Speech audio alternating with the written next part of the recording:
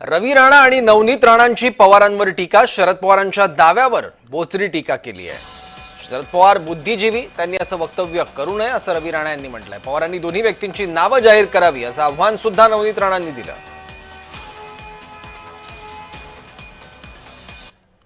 पवार साहेब खूप सिनियर नेता आहे. अनेक त्यांनी उन्हाळे पावसाळे पाहिलेले. मला असं वाटते की हताश झालेले राहुल गांधी जे निराश आहे, हताश आहे, उठछूट सरकारवर आरोप करत राहतात. मला आज मिशन सिंधूरवर त्यांनी खूप आरोप केले. मोठ्या प्रमाणात कुठल्याही विषय नसताना कुठल्याही विषयाचं बौल बनवणे ही राहुल गांधीची आता हताशतेची एक पद्धत झालेली आहे.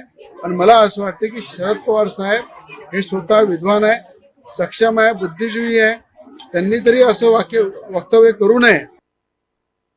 एवढे मोठे व्यक्तींनी जर प्रेस कॉन्फरन्स मध्ये, पत्रकार परिषद मध्ये हे आपला ठेवलेला आहे की असं दोन व्यक्ती आल्या, तर मला असं वाटते त्यांनी दोन्ही नाव या पत्रकार परिषद मध्ये जाहीर करावी, ज्यांनी असा दावा केला की असा फेरफार होऊ शकते.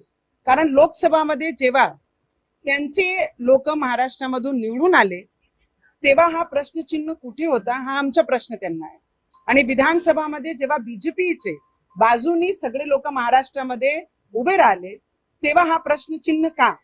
असे मोठे नेत्यांकडनं अशा पद्धतीचं विधान येणं, मला असं वाटतं कुठेतरी हा निराशी असते मनात.